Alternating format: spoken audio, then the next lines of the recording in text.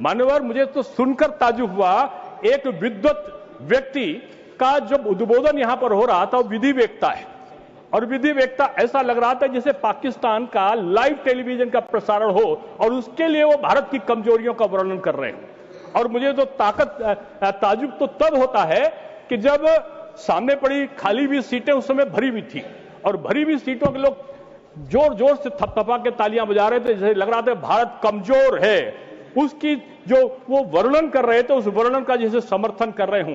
भारत कमजोर नहीं है, भारत वो भारत नहीं है, भारत वो भारत है कि आज पिछले वाले जो सरकारें थी 14 के पहले, जब पाकिस्तान गोली फेंकता था तो भारत के यहाँ के प्रधानमंत्री के हाथ में सफेद रंग का कबूतर होता था, शांति का प्रतीक। उधर से गोली, इधर से कबूतर, उधर से गोला, इधर से कबूतर। 14 के बाद मोदी जी आए, उन्होंने कहा उधर से गोली तो इधर से गोला, उधर से गोला तो इधर से बम, और अगर उधर से बम तो घर में घुस के मारेंगे हम, और घर में घुस के मारने की वो प्रक्रिया चली। मैं मानवर कहना यह चाहता हूं, ये बदला हुआ नया भारत है, ये प्रधानमंत्री जी के नेतृत्व में एक सशक्त भारत है। आप पूछते हो कि पाकिस्तान की मजबूती का वर्णन, पाकिस्तान चाइना के साथ भारत को कर लेगा?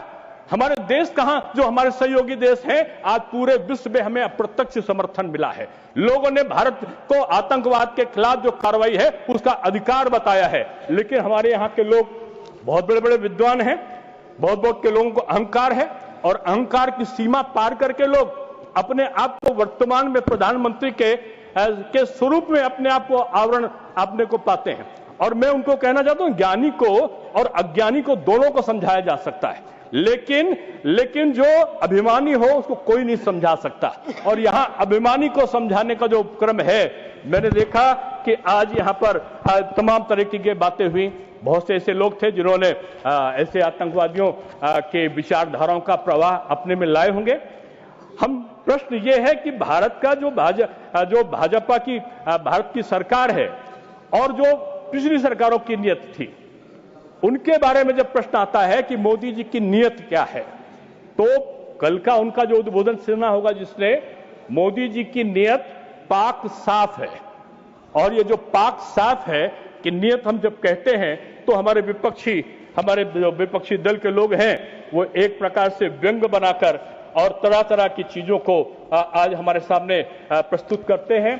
मान्यवर, ऑपरेशन महादेव की चर्चा हो रही थी, श्रावण का माह है, महादेव की चर्चा होना स्वाभाविक है।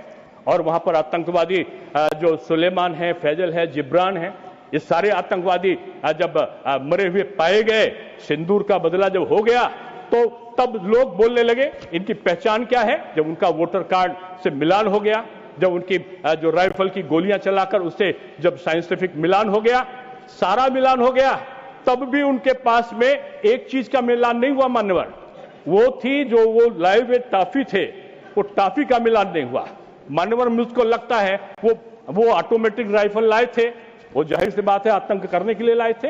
उनका वोटर लिस्ट था, जाहिर सी बात वो अपने को पाकिस्तानी दर्शाने के लिए लाए थे। लेकिन टाफी क्यों लाए थे, यह रहस्य अभी तक नहीं खुला। मुझको लगता है कि उनके समर्थन में इस प्रकार का जो वर्णन करने वाले लोग थे, शायद उनका मुंह मीठा कराने के लिए वो लाए होंगे। लेकिन इतना निश्चित है कि आज ये देश, ये कसाब को भाई कहने वाला, ये देश इज्जत जहां को बेटी कहने वाला, ये देश हाफिज को साहब कहने वाला, ये लादेन जी के नाम से संबोधित करने वाला देश नहीं है। अब ये शेर पर सवा शेर वाला देश है, ये सच का वो प्रस्तुतिकरण करने वाला देश है। ये सच शेर की तरह होता है। हमारे प्रधानमंत्री जी को बोलते थे आप सच कबूलो, सच कबूलो। ये जो सच है वो शेर की तरह होता है और इसे बचाने की जरूरत नहीं होती है। इसे खुला छोड़ दीजिए या अपना बचाव खुद कर लेता है। ये देश बचाव करने के लिए हमें चीन की जरूरत नहीं है, हमें अमेरिका की जरूरत नहीं है। भारत आत्मनिर्भर भारत है, भारत स्वाभिमानी देश है, भारत एक समन्वयवादी देश है। हम हाथ में माला लेकर पूजा करते हैं, लेकिन जरूरत पड़ती तो हाथ में भाला लेकर हम युद्ध के लिए भी तैयार रहते हैं। इसलिए इस भारत की भूमि को जो चुनौती देने वाली आतंकी घटनाएं थी, हमने उनका मुंह तोड़ जवाब दिया है। और ये जवाब ऐसे नहीं हुआ है, जवाब इसलिए भी हुआ है कि हमने समय समय पर आतंकी घटनाओं को समाप्त करने का भी काम किया है।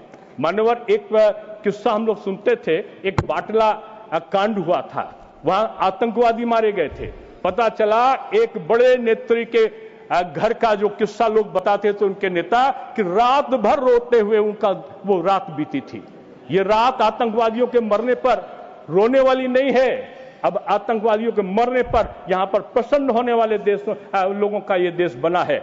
इसलिए मैं कहना चाहता हूं कि आज ये समझने की जरूरत है इस देश में कि हमारी सरकार ये बताती है कि इस देश में जो अंतर है वो कलाम और कसाब का अंतर है। कलामवादी जो सोच है वो देश की प्राथमिकताओं में हमारी है, जो कसाब के संरक्षण वाली सोच बनती जा रही है वो देश के हित चिंतन की नहीं है। इसलिए मैं आप सबको ये कहता हूं, अभी तो एक माननीय हमारी सांसद बता रही थी कि आतंकवादी घूम रहे थे यहाँ पर, आतंकवादी हाथ में स्टेन गन लिए घूम रहे थे और वो भी टहल रही थी और टहलते टहलते उन्होंने कुछ नहीं किया। मैंने सुना था कि बुंदेले हरबोलों के मुख हमने सुनी कहानी थी, खूब लड़ी मर्दानी वो तो झांसी वाली रानी। अब तो आज तो मैंने सुना कि सांसद के मुख सुनी हमने कहानी थी कि वो आतंकवादी के सामने भी टहली, लेकिन कुछ नहीं हुआ। ये आवरण झूठ जो असत्य का आवरण है ये दर्शाने से आतंकवाद का संरक्षण नहीं होता। मानवर मैं इसलिए कहना चाहता हूं कि युद्ध समाधान नहीं है, लेकिन युद्ध अगर आ जाए तो युद्ध का अंतिम छोर समाधान जो विकल्प बचता है वो प्रतिकार बचता है, और वो प्रतिकार हमारे देश के प्रधानमंत्री जी ने लिया है। और उस प्रतिकार में केवल यही नहीं है, ऑपरेशन सिंदूर का मैं अंत में कह के समाप्त करता हूं कि ऑपरेशन सिंदूर का कोई लोग यहां पर अर्थ बोल रहे, कोई फिल्म का बता रहे थे सिंदूर का अर्थ क्या है। एक बार माता सीता ने प्रभु राम से पूछा, प्रभु राम के का वर्णन किया, बजरंगबली ने पूछा उनसे कि माते सिंदूर क्यों लगा रही हो छोटा सा ये, उनका ये सिंदूर पति के जीवन के संरक्षण का, सुख शांति और संवर्धन का ये प्रतीक है।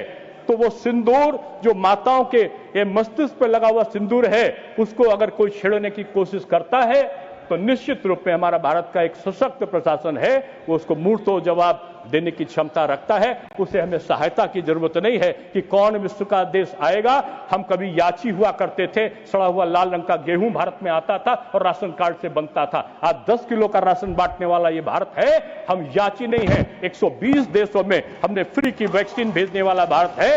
ये दाता है, ये याची नहीं है। अब ये दाता देश बन चुका है। ये सशक्त भारत है और ये सशक्त भारत ये युवा भारत है, और युवा भारत आज जवाब देने की स्थिति में है। इसलिए मैं अपनी वाणी को विराम देते हुए यही कहूंगा कि ऑपरेशन सिंदूर इस भारत की अस्मिता का, एक भारत के सम्मान का, यहाँ के हमारी बहनों के भाव का रक्षण का ये प्रतीक बन चुका है। और ये सफल इसके ऑपरेशन सिंदूर के लिए हमारी सेनाओं को जहां हम साधुवाद देते हैं, वहीं एक सशक्त नेतृत्वकर्ता के रूप में प्रधानमंत्री जी को भी हम उनका स्तुति गान इसलिए करते हैं कि उनके सबल नेतृत्व में इस प्रकार की प्रक्रियाओं का संपादन हुआ।